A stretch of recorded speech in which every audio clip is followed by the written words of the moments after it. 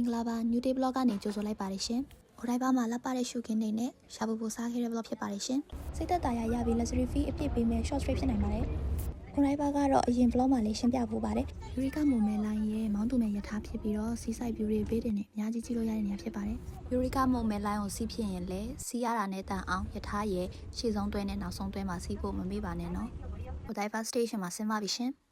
ရောက်တာနဲ့ Rainbow Bridge နဲ့ Seaside View ကိုတွေ့ရပါပြီရှင်။ကမ်းခြေဆန်းဆက်အလှနဲ့ပုတ်တရဲ့အလှကိုလည်းငင်းကြည့်နေမိတယ်။ကမ်းခြေမှာတဲတွေစော်တယ်တက်လာတဲ့ရေလိုင်းလေးတွေစော်တယ်။မြို့ပြလူနေမှုနဲ့တဘာဝအလှအပတွေရှုစားပြီးတော့ That Seaside Mall ကိုတွားလိုက်ပါတယ်ရှင်။အထဲမှာမြင်ကွင်းကောင်းတဲ့ food court နဲ့ restaurant တွေရှိပါတယ်ရှင်။တခြားမှာထက်ဈေးအလွန်ကြီးပြီးတော့အများဆုံးကတော့တာခွယာကီဆိုင်တွေဖြစ်ပါတယ်။အဲကနေဂျပန်ရဲ့ Old Town Bike ကိုပေးမဲ့နေရာကိုတွားခဲ့ပါတယ်ရှင်။ငယ်ဘဝအရောင်တော်တော်လေးလွမ်းဆွမိပါတယ်။ Korea drama Reply 1988ကိုကြည့်ရဲ့ fan တွေဆိုတိမှာတော်ဆုံးတို့ရက်ကွက်ထဲရောက်သွားတယ်လို့ပါပဲရှင်။အကောင်လုံးကိုငယ်ဘဝအလန်းပြေရှောက်ပတ်ကြည့်ပြီးလိုချင်နိုင်ဝယ်ခဲ့ပါတယ်ရှင်။တခါဝယ်ပတ်စံရှင်းပြီးတော့တခါတည်းအမဈေးဝယ်ရင်စားလိုက်ပါတယ်ရှင်။နောက်ထပ်လိုချင်နိုင်ထပ်ဝယ်ပါတယ်။ကိုယ်တိုင်လည်းကလေးဘဝပြန်ရောက်သွားတယ်လို့ပါပဲ။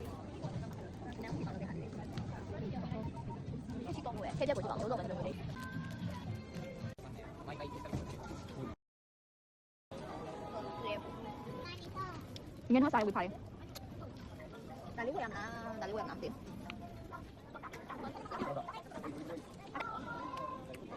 ကျမချစ်တဲ့ကြောင်လေးတွေစတိုင်လုပ်ကြည့်ရပါရှင်ပြီးတော့1960နဲ့1980ကျောင်းမှာရှိတဲ့သူတို့ဂျပန်နေရဲ့ပေါ့နော်စာတင်ခုံလေးတွေအခက်ခါဆော့ကြတဲ့ကစားစရာလေးတွေတွားကြည့်ခဲ့တယ်ရွှေငါဖန်ကင်းကိုလည်းအကြာကြီးရက်ကြည့်ပြီးသဘောကျခဲ့တယ်အမှဂျပန်နေဖန်းနေအောင်ကြည့်ပြီးမိဘစီဆူတောင်းပေးရနေဟာငါဗုဒ္ဓဘာသာလေးဆူတောင်းလို့မကောင်းဘူးဆိုဒီတိုင်းပဲရက်ကြည့်ပြီးပြန်ခဲ့ပါတယ်ပြီးရနဲ့မောကထွက်ပြီး Aquarium City ဘက်ကိုတွားခဲ့ပါတယ်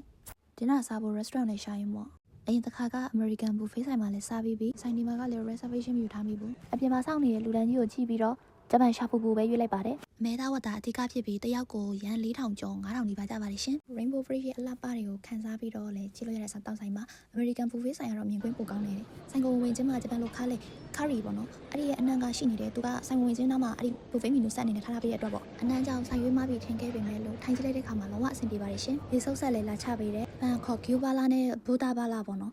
အမဲဝက်နင်းစီအလွာအဓိကဖြစ်ပြီးတော့တရုတ်အစားစားတင်းစန်းနဲ့အဝါစားလို့ရဖြစ်ပါတယ်ရှင်တန်တက်ချိန်ကတနာရီခွဲဖြစ်ပြီးတော့မလာဟီးနဲ့စွပ်ပြုတ်ကလေဂျပန်ဆိုင်တွေလိုပေါ့ရှုပ်မနေဘဲနဲ့တရုတ်ဆိုင်တွေနီးပါးလောက်ကိုစားလို့ကောင်းတယ်တချို့တရုတ်ဆိုင်တွေထက်တောင်စားကောင်းပါသေးတယ်ရှင်ဝန်ထမ်းတွေက BNN နဲ့နီပေါ်ဖြစ်ပြီးအရန်ဖော်ရွေလွန်ပျော်ခဲ့ရပါတယ်ရှင်ကိုမတိုလေးလို့ခေါ်တဲ့ dressing ဖြစ်ပါတယ်ဒါလေးထည့်မယ်ခဏတော့အရင်ကြိုက်လို့များများထည့်ပါမယ်ရှင်ကိုမတိုလေးထည့်ပြီးကိုမတိုလေးထည့်ပြီးခါမှာတော့ဒီဆိုနေတယ်ရပါပြီတခါလေးရပါပြီရှင်ဆိုင်နာမည်က Roku ဖြစ်ပြီးတော့ပေးရတဲ့ဈေးနဲ့တန်တယ်စားကောင်းတဲ့အပြင်တောက်စရာတွေကလည်းအပူအေးလုံးဝမိုက်တယ်ရေခဲမုံတွေကအစားအရတာရှိတယ်စားတော့ပြီး Disney Store နဲ့ဂိမ်းဆက်တွေစီလဲတွားချိုးသေးတယ်တိုက်9ထက်10ထက်လောက်နေပါမြင်တဲ့စက်ရုပ်ကြီးစီလဲတွားခဲ့တယ်စက်ရုပ်ကြီးအောက်မှာတပုံရိုက်တဲ့လူတွေဆိုတာကြိတ်တော့ပဲအဲ့နာမှာကလေးတွေနဲ့အဝါဆော့ပြီးတော့ပြန်ခက်လိုက်ပါတယ်ရှင်ခုဆိုဂျပန်မှာရှိတဲ့အမေရိကန်ကနေပြန်ပါပြီနော်စောင့်ကြည့်ရှုပေးသူအားလုံးကိုကျေးဇူးအထူးတင်ရှိပါတယ်ရှင်အားလုံးစိတ်ချမ်းသာကိုကြပါရှိကြပါစေရှင်